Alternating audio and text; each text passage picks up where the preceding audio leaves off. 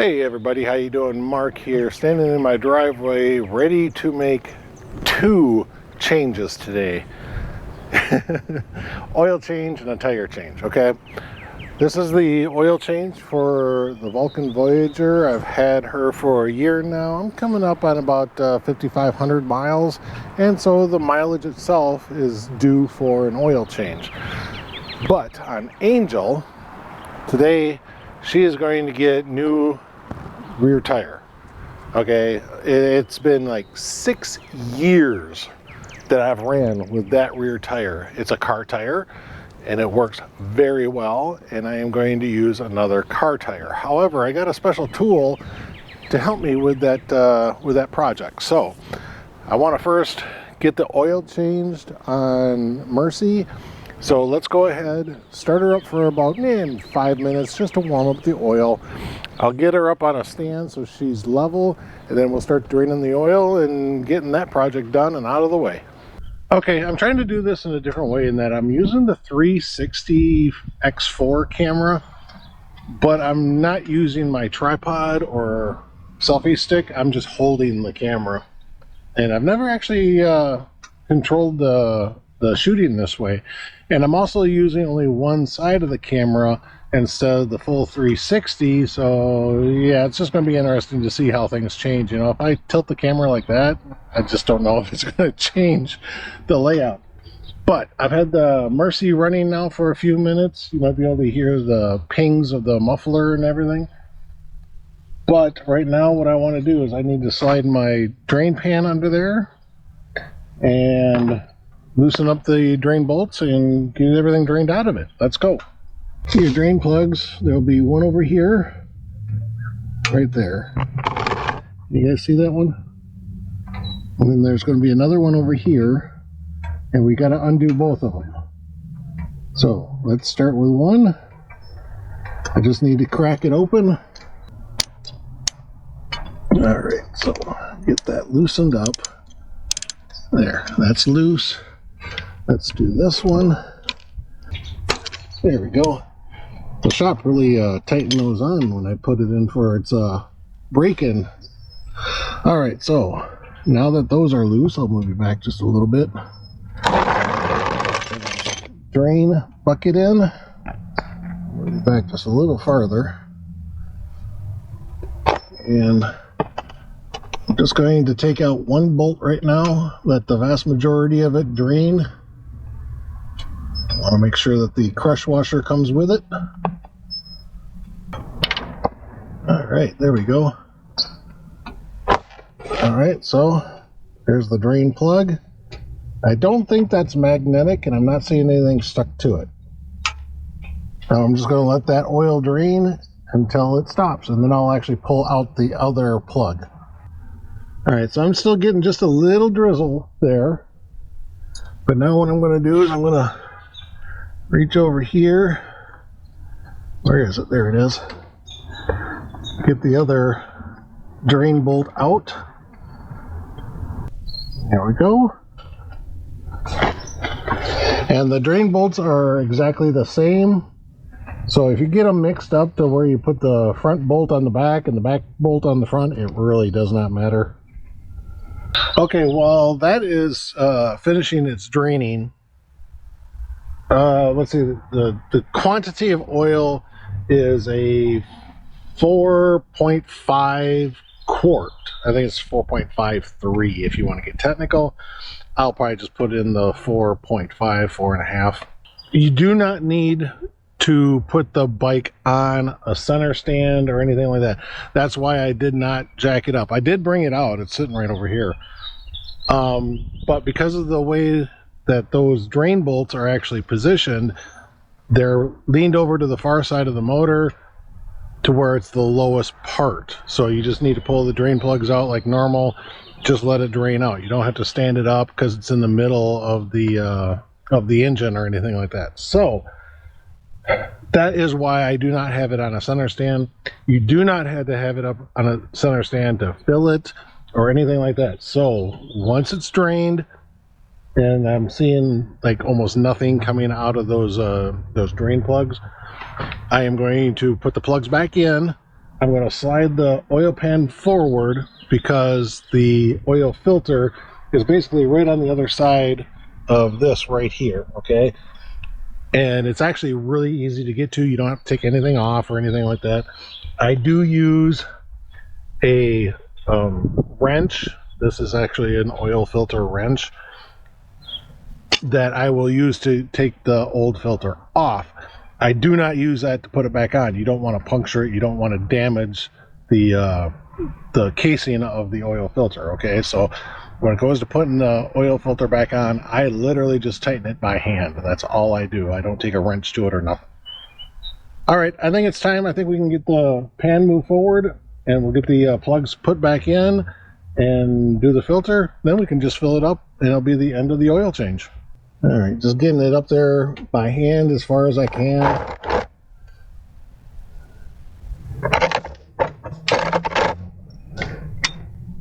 And same thing with this one. I'll just get it up as high as I can. Now, like on my 1600, there would be a screen that I would have to do. The 1700s do not have that screen. All right, push that forward to get underneath the oil filter up here. I'm just going to wipe these off real quick, get any oil off of them. I know I haven't tightened them yet. Then I will take my socket.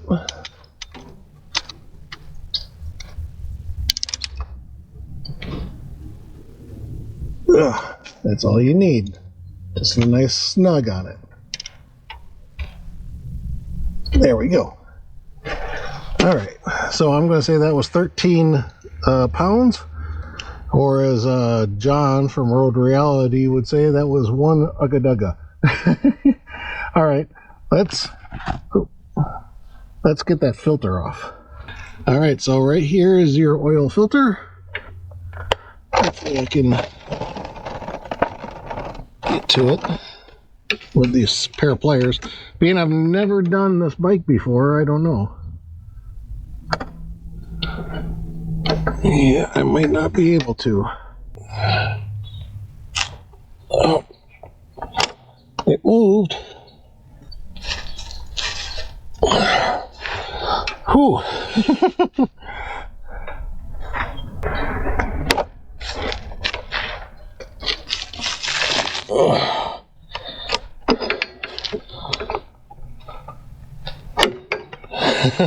I don't know. I'm going to take this back to the shop to have them redo it. Holy crap.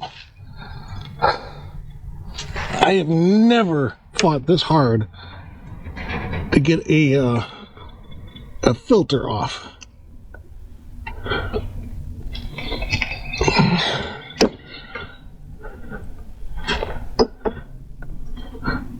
All right. Whew. I think it's getting there. I can't turn it very far because of that rectifier. The rectifier is right here. Okay, finally. Now I can sit there and kind of let that just dribble out. Look how mutilated that thing got just from that wrench. Holy cow. Maybe I'll have to get the ones that just get put on the bottom of the filter. Holy cow. Alright, so this is my new filter. It's a high flow Filtro HF303. Comes with the gasket already on it. The only thing I will do is put a little bit of my oil right around that ring. Just put it on there. Now we just got to fill it up with the oil here, and the fill area is actually on the lower side of the bike, so we got to go around to the left side of the bike. All right, everybody, so here we are. We're on the left side of the bike now, and this is our cover here. A little bit of dirt right there. I don't want that falling in. And it's got a little twisty knob thing on it, you know, a little handle here, so you don't need any tools or anything like that to take this off.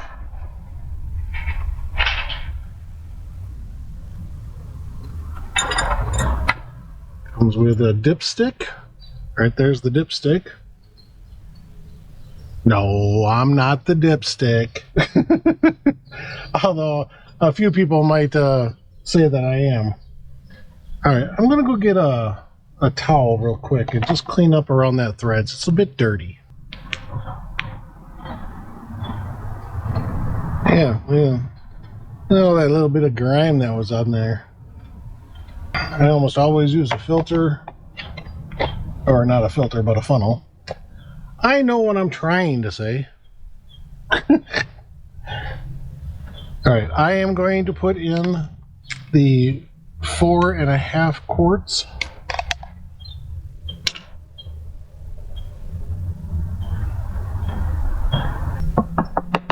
This is actually very clear compared to some other oils that I use, but this is also a synthetic oil, and that's actually what this bike, what Kawasaki says this bike should use, is a full synthetic. I actually get my oil at my dealership, so I'm basically getting the same oil that they would use if they were to do this.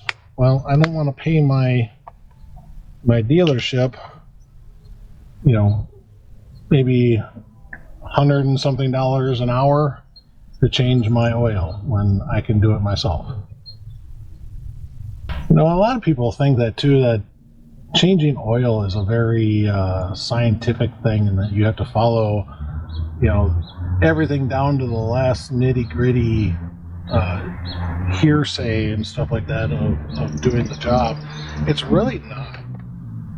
You don't need to put a torque wrench on your wrench or on your bolts and stuff down there at the bottom of the engine, or onto your oil filter or anything like that. You're only talking 13 pounds of pressure, so you're not talking very much. Then when it comes to your oil itself, you can actually be off by a lot compared to what they say you should be putting in, okay? There's actually a very good size tolerance.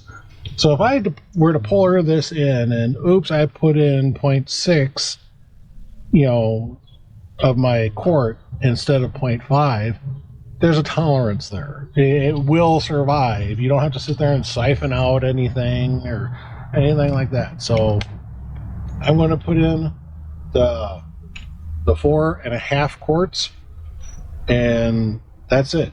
I'll put the dipstick back in. The level will be fine. I know a lot of people will sit there and go, oh, no, you got to start it up and check the level and blah, blah, blah, blah, blah. It's like, no, you don't. Okay. Yeah, that was actually pretty close to the 0.5. I actually put the rag in here to help absorb any oil that still might be trying to trickle out from the sides. Just put the dipstick in. Nice and tight. Again, I don't need a wrench or anything like that, just nice and tight, okay? I can still loosen it up. So that is it, guys. Next thing would be to just start it up, get the oil to run through the engine a little bit, and it's all set to go. You look underneath the bike from where the bolts are under here and where the filter is over there, just to make sure you don't have any leaks or anything that you might have to, you know, maybe retorque just a little bit. That's it, guys. That is the oil change on the Vulcan 1700 Voyager. The 1700s are also on the Vaquero as well, but it's basically the same bike, just doesn't have the back luggage rack on it. All right, now that job's done, let's go over to Mercy and let's change a rear tire. Okay, guys. I've been out here getting Angel ready to get the rear wheel changed, and in the process of me doing that, my wife let the dog out and she pulled over the tripod that had my 360 camera on it and broke the screen, scratched up a lens pretty good. So I'm having to do this on my cell phone now. Oh, yeah. It seems like this is a never-ending, relentless thing with me lately. I can't get and keep anything good. You know, I got so many damn expenses happening now, and okay. So I don't know how much of this I'm actually going to record, because I did record the vast majority of doing a tire change a number of years ago. So I need to take off just the mufflers. I don't have to worry about the headers, but I need to take off the mufflers so I can get to the cotter pin to the castle nut and get that off. And then I'll get the tire off. I got to break the bead, do all that stuff. But I've got a tool now to help me with that. That's the other reason I'm freaking out over, you know, pretty much breaking my 360 camera, is because, you know, I just bought this other tool that was like $600. But I'm not going to show you all that of taking the tire off and everything like that. We're just going to work with the new tool and get the tire put on. So I will see you in a bit once I get that far. All right, guys, so as you can see, I got the rear tire off. There it is. And over there in the boxes is my new tool for doing tire changes, because I ride dark side, which means a car tire on the back of the bike. Okay, and because I do that, many, if not almost all, motorcycle shops will not do that. They will not put a car tire on a motorcycle because they think there's a liability issue. Okay, if someone out there ever finds a case where failure of a car tire on a motorcycle has ever happened, let me know, because I know of nothing. According to my insurance, they don't care if there's a car tire on it, so I don't understand the liability. Anyway, I had a little bit of an issue getting the tire out, and the issue was that I have to release all the air out of the tire before I can get it out of the bike. And what ended up happening is I went to go take out the what do they call it, the valve stem, and it broke. The little tongs that are on the valve stem, or the valve core, maybe that's what it is, the core part, those little fins just kind of broke off. So my valve is actually stuck inside the valve stem, and I couldn't get it out. So I'm just sitting there holding like a little screwdriver to it, just letting all the air out that I can. And I'm going to have to replace that before I do anything else, before I put air in it and stuff like that. So, yeah. Okay, anyway, I want to show you why I need to change that. I mean, it's been 6 years, over 40,000 miles on one tire.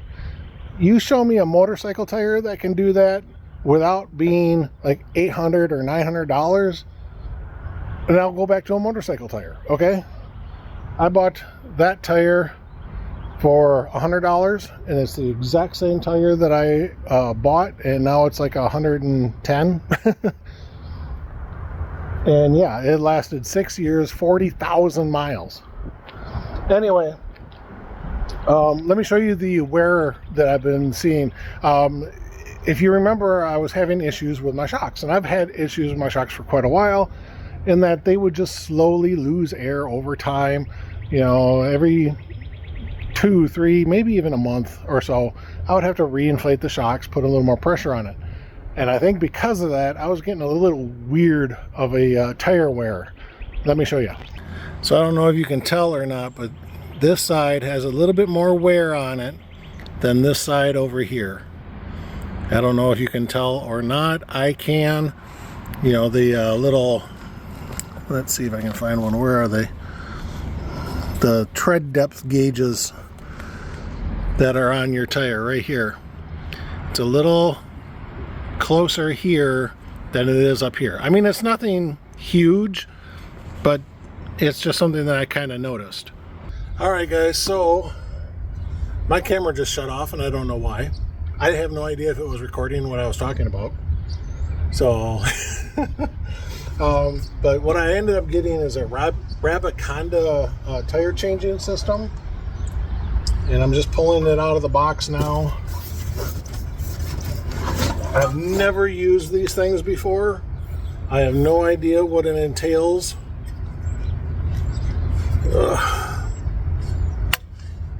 I may end up having to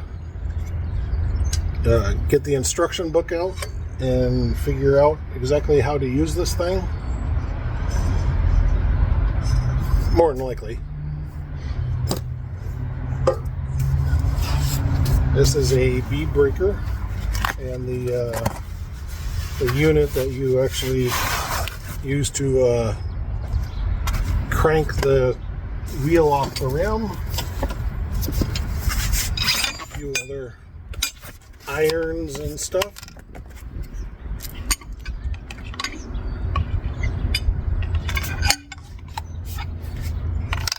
Alright, I'm going to put this thing together. I'm not going to show you how to do all that. But yeah, I bought a Rabiconda, and that's what I'm going to use to put my car tire on my motorcycle rim. Alright guys, so I think I've got this pretty much set up the way it's supposed to be. But I've got to figure out, you know, other little aspects of this. You know, I got to get this adjusted to the right spot to break the bead.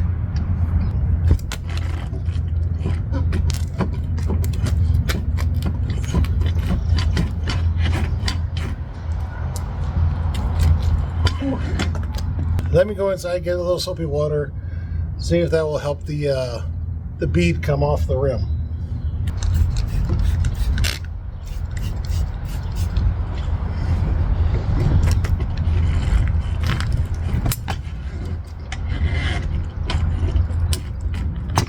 There we go. Still had a little bit of air pressure in there, so it kind of popped hard.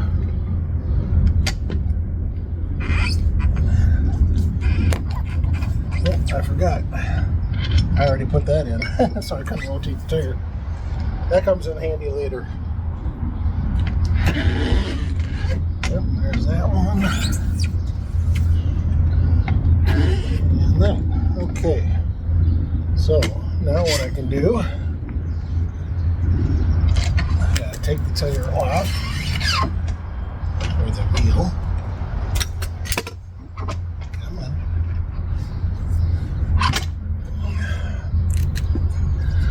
Spin it around.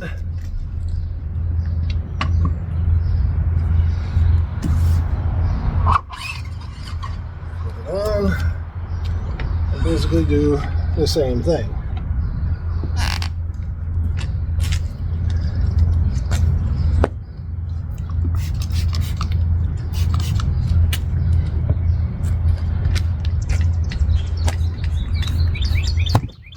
There we go.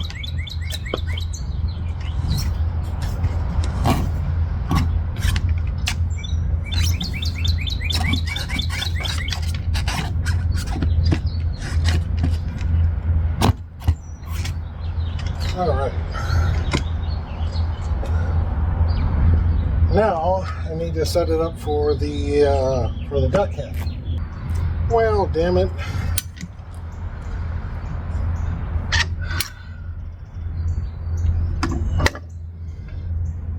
The camera shut off, so I wasn't able to get it. I don't know if you guys saw it or not. I don't think you did.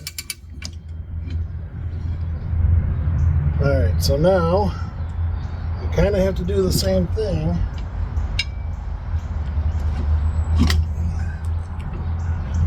That come on.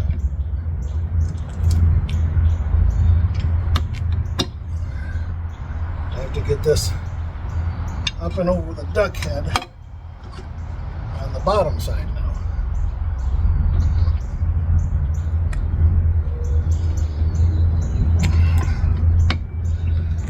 Do I need to take it off? And I may have to take it off and spin it around maybe.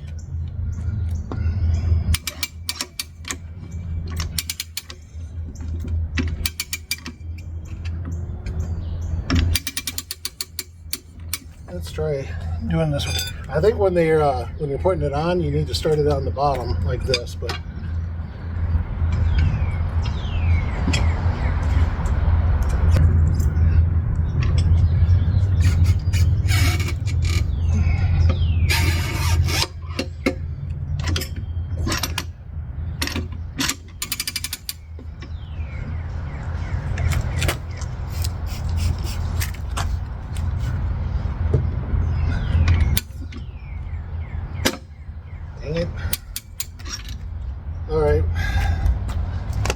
figure it out.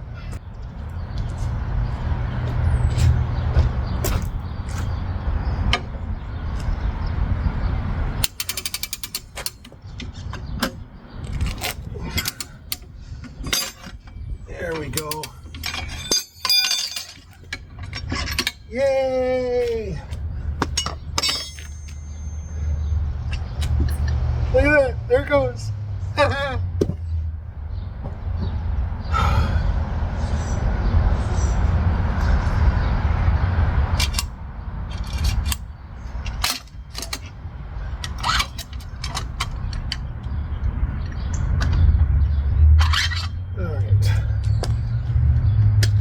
Now what I'm going to do is I'm going to go around and I'm going to clean up the inside of the beads and everything.